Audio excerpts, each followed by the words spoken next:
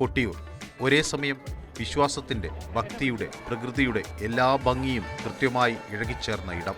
സഹ്യപർവ്വതത്തിൻ്റെ താഴ്വരയിലെ നിത്യഹരിത വനത്തിൻ്റെ സുന്ദര പ്രകൃതിയിൽ പുരാണവും വിശ്വാസവും ചേർന്ന് വരച്ചിട്ട അപൂർവ ആത്മീയാനുഭവം ഒരിക്കൽ വന്നവനെ പിന്നെയും പിന്നെയും ഇവിടേക്കെത്താൻ പ്രേരിപ്പിക്കുന്നു. പ്രകൃതിയും ആത്മീയതയും ലോകത്തെ മറ്റു മാതൃകകൾ ഇല്ലാത്ത ഇടമായി കൊട്ടിയൂരിനെ മാറ്റുന്നു.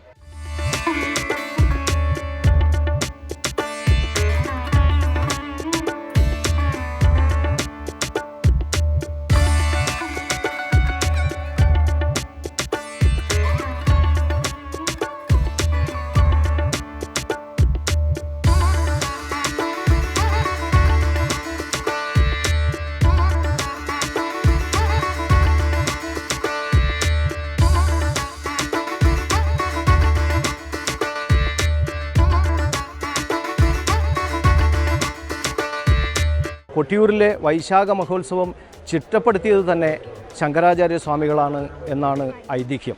പരശുരാമകൽപ്പിതമായ ഈ കൊട്ടിയൂരിലെ വൈശാഖ മഹോത്സവം ആദിശങ്കരനാണ് ചിട്ടപ്പെടുത്തിയെന്ന് പറയപ്പെടുന്നു. ശങ്കരാചാര്യ സ്വാമികൾ ഇവിടെ എത്തിയത്രേ. മണത്തണ കുണ്ടയൻ മഹാവിഷ്ണു ക്ഷേത്രത്തിൽ ഭജന വരുന്നതിന് ശേഷം ഇക്കരെ കൊട്ടിയൂരിലെത്തിയ ആദിശങ്കരൻ അക്കരെ ദർശനത്തിനായി പോകാൻ നോക്കിയപ്പോൾ ബാവലിപ്പുഴയിൽ മുഴുവൻ നടവഴികൾ മുഴുവൻ ശിവലിംഗ രൂപത്തിലുള്ള കല്ലുകളാണത്രേ കണ്ടത്. ആ കല്ലുകളിൽ ചവിട്ടി അക്കരയ്ക്ക് പോകാനാകാതെ ആദിശങ്കരൻ ഇക്കരെ നിന്നിഹ ഞാൻ തൊഴുന്നേൻ എന്ന് പറഞ്ഞ് ഇക്കരെ ക്ഷേത്രത്തിൽ വെച്ചാണത്രേ ഈ ആചാരങ്ങളും അനുഷ്ഠാനങ്ങളും ഒക്കെ ചിട്ടപ്പെടുത്തിയത്.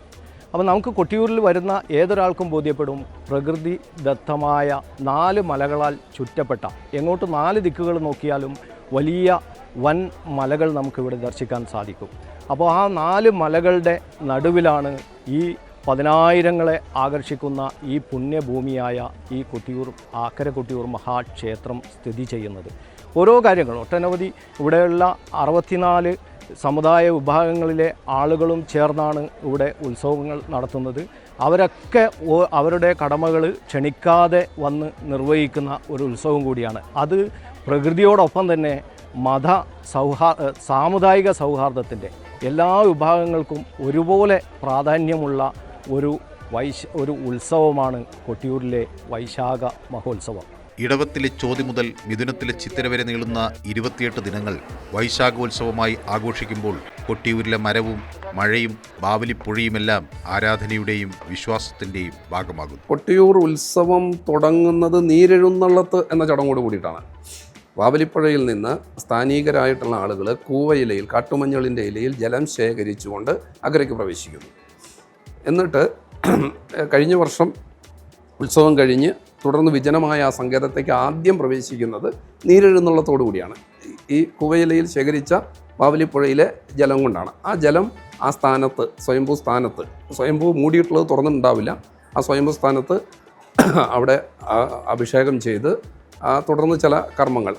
അന്നത്തേത് എന്ന് വെച്ചാൽ ഭക്തജനങ്ങൾക്ക് പ്രവേശനമില്ലാത്തൊരു സമയമാണ്. അപ്പോൾ അതുകൊണ്ട് അതിനെക്കുറിച്ച് നമുക്ക് വിശദീകരിക്കേണ്ട ഒരു വിഷയം ഉദിക്കുന്നില്ല. നിർദ്ദിഷ്ട സ്ഥാനികരോടെ പ്രവേശിക്കുന്നു. ആ പ്രവേശിക്കുമ്പോൾ അവർ ഈ ജലം കൊണ്ടാണ് അങ്ങോട്ട് പ്രവേശിക്കുന്നത് എന്നുള്ള ഒരു പ്രാധാന്യവും കൂടി കൂട്ടി വായിക്കണം. ദക്ഷയാഗം നടന്നതായി വിശ്വസിക്കപ്പെടുന്ന ഈ ഇടം പ്രകൃതിയുടെ യാഗശാലയായി മാറുന്നു. പ്രകൃതി തന്നെ ഈശ്വരനായി ഇവിടെ മാറുന്നു. ഇത് പുഴയുടെ, മഴയുടെ, പ്രകൃതിയുടെ യാഗോത്സവം. അതാണ് കൊട്ടിയൂർ വൈശാഖ മഹോത്സവം. അതുകൊണ്ട് ഈ പ്രത്യേകത എന്താണെന്ന് വെച്ചാൽ പ്രകൃതിയോട് ഇണങ്ങി നിൽക്കുന്ന നിർമ്മാണം മാത്രമാണ് ഇവിടെ നടക്കുന്നത്. ഇവിടെ നിൽക്കുന്ന ഏറ്റവും വലിയ, അതിൽ പാവപ്പെട്ടവനെന്നോ പണക്കാരനെന്നോ ഒന്നുമില്ല.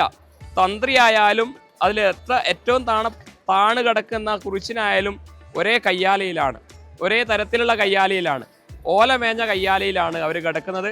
മണിമാളികകൾ ഇവിടെ ഇല്ല. അതാണ് ഇവിടുത്തെ യഥാർത്ഥ പ്രത്യേകത. അത് അറിയാനും അത് അനുഭവിക്കാനുമാണ് ഈ ഭക്തജനത്തിരക്ക് നമ്മളെ മനസ്സിലാക്കുന്നത്. കൊട്ടിയൂരിലെ ഓരോ അണുവിലും പ്രകൃതി അതിൻ്റെ സകല സൗന്ദര്യവും പതിപ്പിച്ചിട്ടുണ്ട്.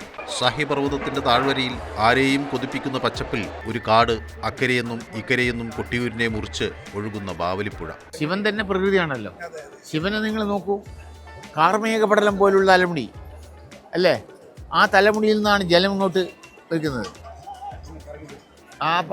അതുപോലെ തന്നെ അതിൻ്റെ താഴെ ശിവൻ്റെ നേരെ താഴെയാണ് ചന്ദ്രക്കല, അതിൻ്റെ താഴെയാണ് തൃക്കണ്ണ്, സൂര്യനെ പ്രതിനിധാനം ചെയ്യുന്ന തൃക്കണ്ണ്. അങ്ങനെ ശിവൻ എന്ന് പറഞ്ഞാൽ പ്രകൃതിയുടെ ഒരു തനി രൂപമാണ്. ആ ശിവനെ ഒഴിവാക്കിയാണ് യാഗം നടത്തിയത്. അതുകൊണ്ടാണ് യാഗം മുടങ്ങിയപ്പോഴത്തത്. ശിവനെ ഒഴിവാക്കി, പ്രകൃതിയെ ഒഴിവാക്കിക്കൊണ്ട് നമുക്ക് ലോകത്തിൽ ഒന്നും ചെയ്യാൻ കഴിയില്ല.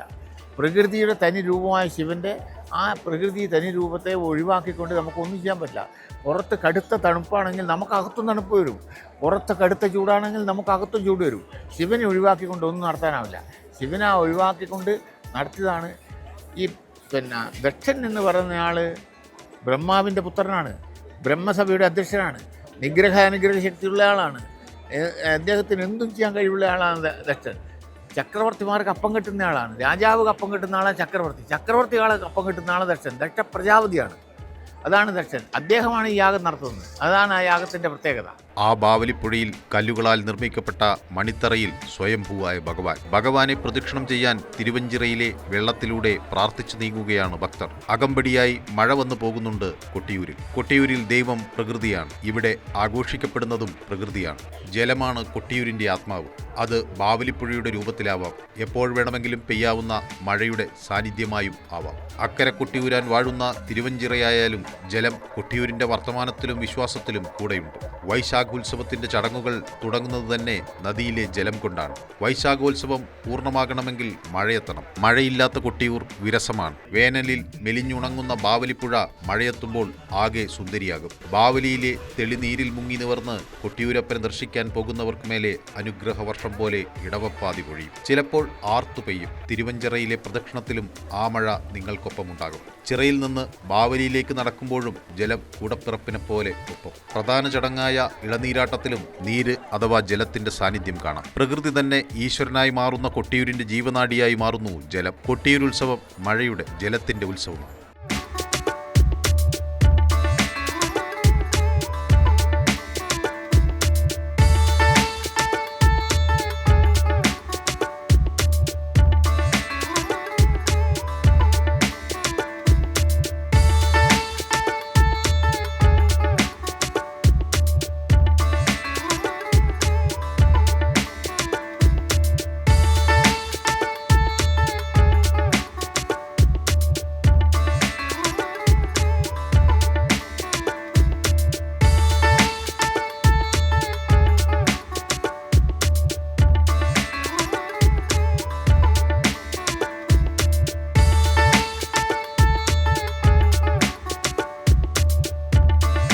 മഴയുണ്ടെങ്കിലാണ് ഇവിടുത്തെ ഉത്സവം നന്നായി നടക്കുക.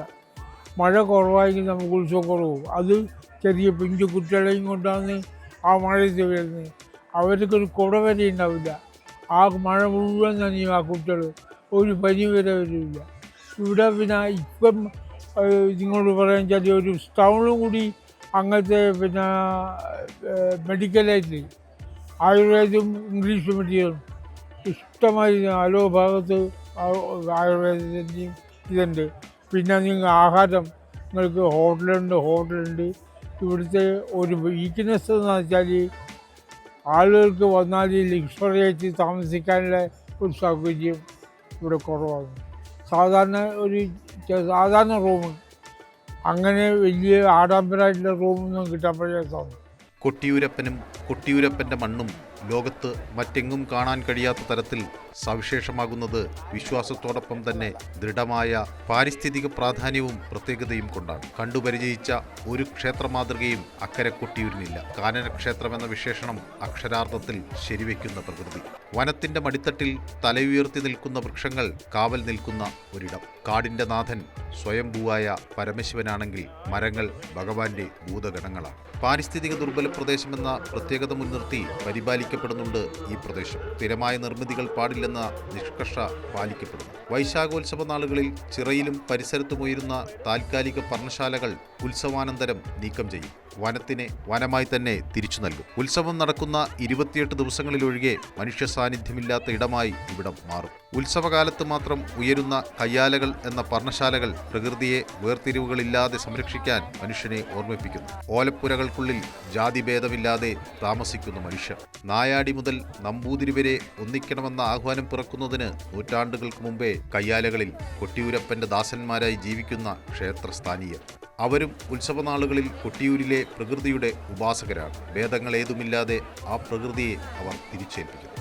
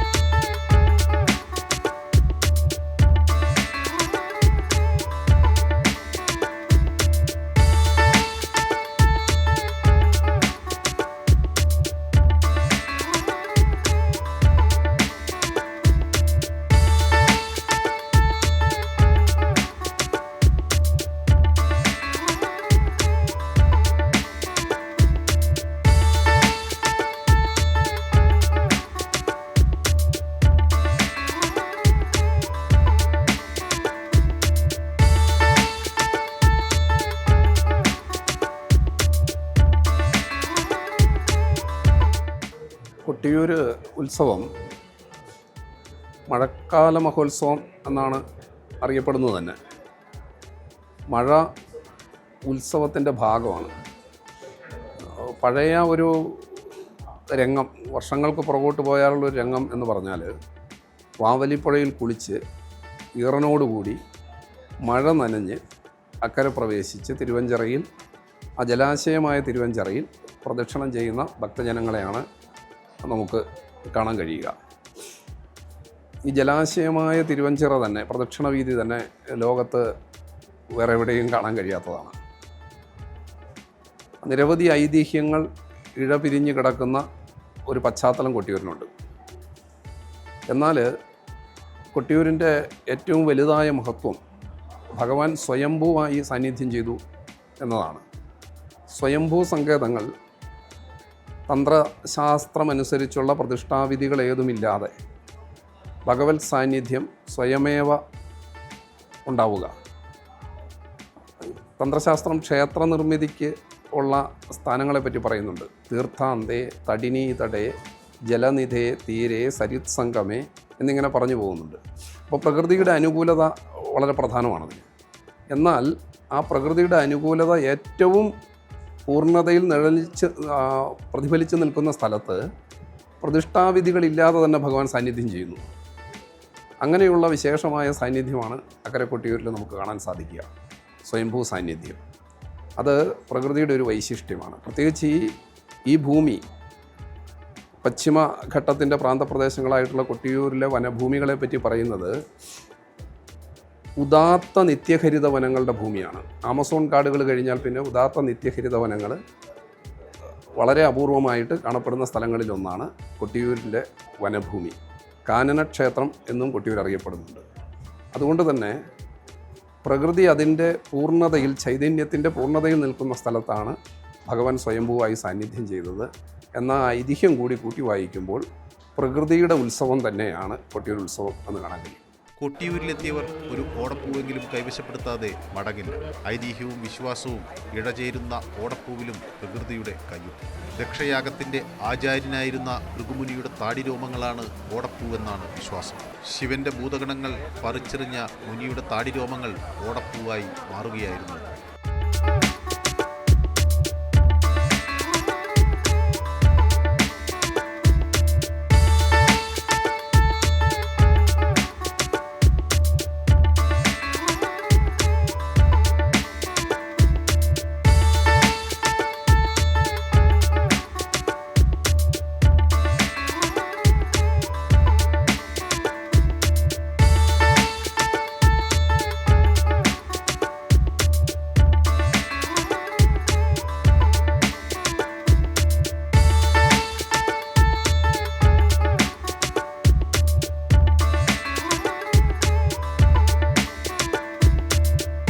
ഇത് കൊട്ടിയൂർ പെരുമാളിൻ്റെ ഏറ്റവും പ്രധാനപ്പെട്ട പ്രസാദം എന്ന് പറയണമെന്നുണ്ടെങ്കിൽ അത് ഓടപ്പമാണ്. ശരിക്കും പെരുമാളിൻ്റെ ഏറ്റവും പ്രധാനപ്പെട്ട പ്രസാദം. നിലവിലെ ഓടപ്പം ഉണ്ടാക്കുക എന്ന് പറയുന്നത് വനാന്തരങ്ങളിൽ വളരുന്ന നീലക്കളറുള്ള ഒരു ഓടയിൽ നിന്നുണ്ടാക്കുന്ന ഒരു സാധനമാണ്. ഓടയിൽ നിന്ന് പറിക്കുന്നതല്ല, ഓട ഫോറസ്റ്റിൽ നിന്ന് ശേഖരിച്ചു കൊണ്ടുവന്ന് വെള്ളത്തിലിട്ട് ചതച്ച് അതിനെ കറ കളഞ്ഞ് അത് സൂചി എന്ന് ഞങ്ങൾ പറയുന്ന ഒരു ഉപകരണം ഉപയോഗിച്ച് അതിൻ്റെ അകത്തുള്ള ജടകളും അതിനകത്ത് പൊടികളും കാര്യങ്ങളെല്ലാം കഴിഞ്ഞ് ഒറിജിനൽ താടിതയായിട്ട് തന്നെ പോലെ തന്നെ തോന്നിക്കുന്ന രീതിയിലാണ് ഈ ഓടപ്പം ഉണ്ടാക്കുന്നത്. ഇതിൻ്റെ സങ്കല്പം എന്ന് പറയുന്നത് നമ്മുടെ യക്ഷയാഗം നടത്തിയ മുഖ്യ ആചാര്യൻ ഭൃഗുമുനിൻ്റെ താടി എന്നുള്ളതാണ് സങ്കല്പം. ദശയാഗത്തിൻ്റെ അവസാന സമയങ്ങളിൽ വീരഭദ്രൻ വന്ന് ഭൃഗുമുനിയുടെ താടി വലിച്ചു പറഞ്ഞ് ഓടക്കാട്ടിലേക്ക് എറിഞ്ഞു എന്നുള്ളതാണ് പഴമക്കാർ പറഞ്ഞു കേട്ട കാര്യങ്ങൾ. അത് രണ്ടാമത് ദശയാഗം തുടങ്ങിയ സമയത്ത് ഓടക്കാടുകളൊക്കെ ഓടപ്പുവായിട്ട് മാറി എന്നുള്ളത് കൊണ്ടാണ് ഇതൊരു പ്രസാദമായിട്ട് തന്നെ ഭക്തജനങ്ങൾ വീട്ടിലേക്ക് കൊണ്ടുവന്നത്.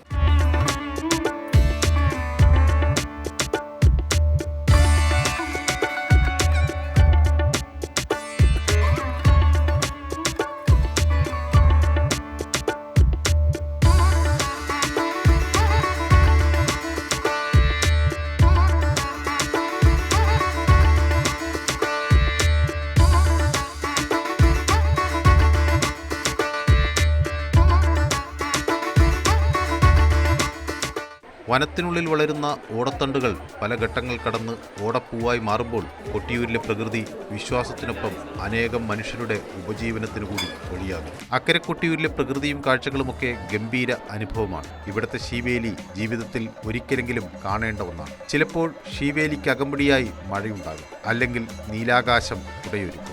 എങ്ങനെയായാലും അതൊരൊന്നാം തരം കാഴ്ചയാണ്. ചിറയിലെ വെള്ളത്തിൽ ഭഗവാനെ വലം വയ്ക്കുന്ന ഭക്തർ പടവുകളിൽ ശീവേലിക്ക് സാക്ഷിയാകും.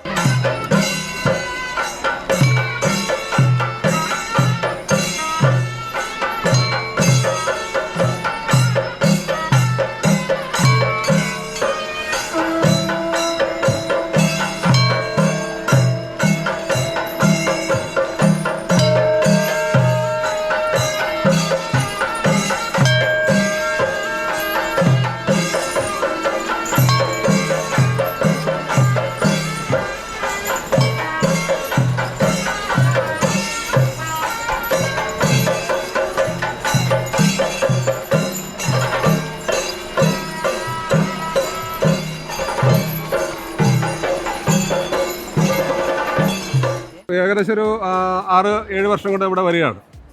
അപ്പോൾ മുൻകാലങ്ങളിലെ പോലെ ഈ വർഷം വരാനുള്ള ഒരു ഭാഗ്യം ഭഗവാൻ തന്നു. അതുകൊണ്ട് ഇവിടെ വരാൻ പറ്റി. അത് തന്നെ വലിയൊരു പുണ്യമായിട്ട് കരുതുന്നു. ഭഗവാന്റെ അടുത്ത് എന്ത് നമ്മൾ പ്രാർത്ഥിച്ചാലും ഭഗവാൻ അത് നമുക്ക് സാധിച്ചു തരും എന്നുള്ളൊരു വിശ്വാസമുണ്ട്. ഒരുപാട് അനുഭവങ്ങളുണ്ട്. അതുകൊണ്ട് വീണ്ടും വീണ്ടും വരാനുള്ള ആ ഒരു സമയം ആകുമ്പോഴത്തേക്ക് നമുക്ക് ഇവിടെ വരണമെന്നുള്ളൊരു ഇത് നമുക്ക് മനസ്സിൽ തോന്നുകയാണ്. അതുകൊണ്ട് ഈ വർഷവും നമുക്ക് ഇവിടെ വരാൻ പറ്റി. മറ്റുള്ള ക്ഷേത്രങ്ങളിൽ നിന്ന് വളരെ വ്യത്യസ്തമായി ഇവിടെ ക്ഷേത്രത്തിലെ ഒരു ഗോപുരങ്ങളോ മറ്റ് കാര്യങ്ങളോ ഇല്ല. ഭഗവാൻ എല്ലാ മഴയും കാറ്റും ഇതായിട്ടൊക്കെ കൊണ്ട് ഇവിടെ നിൽക്കുന്ന ഒരു സ്ഥലമാണ്. ആ സ്ഥലത്ത് ഭഗവാനെ ദർശിക്കാൻ വരുന്ന 10,000 കണക്കിന്, ഇപ്പോൾ 10,000 എന്ന് പറയാൻ പറ്റത്തില്ല, ലക്ഷക്കണക്കിന് ആൾക്കാർ വർഷം തോറും കൂടിക്കൂടി വരികയാണ്. അത് ദർശിക്കാനും ഭഗവാന്റെ അടുത്ത് വരാനും ഉള്ള ഭാഗ്യം എന്ന് പറയുന്നത് വലിയൊരിതാണ്. ഒരു പൂർവ്വജന്മ സുഹൃതം എന്ന് തന്നെ വേണ്ടി പറയാം. സഹ്യന്റെ താഴ്വരയിലെ കാനനക്ഷേത്രമായ കൊട്ടിയൂരിലെ ചിറയിൽ സഹ്യപുത്രന്മാരുടെ പുറത്തേറി ദൈവങ്ങൾ എഴുന്നള്ളും. പ്രകൃതിയുടെ മടിത്തട്ടിൽ ദൈവങ്ങൾ എഴുന്നള്ളുമ്പോൾ പ്രാർത്ഥനയോടെ മനുഷ്യൻ കാഴ്ചക്കാരനാകും. ഇതിന് കെട്ടിടം പണിയാനാവില്ല. ഇവിടുത്തെ കെട്ടിടം പണിയണമെങ്കിൽ ഈ മണത്തണ ഒരു ക്ഷേത്രമുണ്ട്. അത് ഇതിൻ്റെ ശിവക്ഷേത്രമാണ്. അത് പിന്നെ നഗരേശ്വരം എന്നാണ് ആ ക്ഷേത്രത്തിൻ്റെ പേര്. ആ ക്ഷേത്രം തകർന്നു കിടക്കുവാണ്. അവിടം വരെ വേണം ഇതിൻ്റെ എറിയുടെ വെള്ളം വീഴുന്നത്. അപ്പോൾ 10-16 കിലോമീറ്റർ അകലെ വേണം. അതുകൊണ്ട് നിർമ്മിക്കാൻ പറ്റില്ലല്ലോ. അങ്ങനത്തെ ഒരു ക്ഷേത്രം നിർമ്മിക്കാനാവോ? ആവില്ല. അക്കരെ കൊട്ടിയൂർ എന്ന് പറഞ്ഞാൽ ഇവിടുത്തെ ബലിവിഗ്രഹങ്ങൾ അവിടെ കൊണ്ടുവച്ച് പൂജിക്കുന്നതാണ്. ഇവിടുത്തെ പൂജ കഴിഞ്ഞതിന് ശേഷം മറ്റത് ഇവിടെ സ്വയംഭൂ അല്ലേ, സ്വയംഭൂ ഇവിടെ തന്നെ ഇവിടെ അഷ്ടബന്ധം കൊണ്ട് മൂടും. അതിനാണ് ഇവിടുത്തെ ഈ ജനങ്ങൾ വരുന്നത് പറഞ്ഞാൽ ഈ യാഗസ്ഥലം എന്ന് പറഞ്ഞാൽ പ്രത്യേക സ്ഥലമാണ്. ഇന്ത്യയിൽ തന്നെ ചിലപ്പോൾ അത് കണ്ടെത്താൻ വളരെ ബുദ്ധിമുട്ടുള്ള സ്ഥലമാണ്. ഈ യാഗസ്ഥലം എന്ന് പറയുന്നത് യാഗം നടത്തിയിരിക്കുന്നത് ദക്ഷനാണെങ്കിലും യാഗത്തിൻ്റെ മുൻനിരയിൽ നിന്ന് പ്രവർത്തിച്ചിരുന്നത് ഭൃഗുമുനി എന്ന് പറയുന്ന ഒരാളാണ്. ഭൃഗുമുനി അദ്ദേഹം നടത്തുകയാണ് ഈ യാഗം. അദ്ദേഹം വളരെ പേരുകേട്ട ഭൃഗുസംഹിത എന്നൊക്കെ കേട്ടിട്ടുണ്ടാവും നിങ്ങൾ.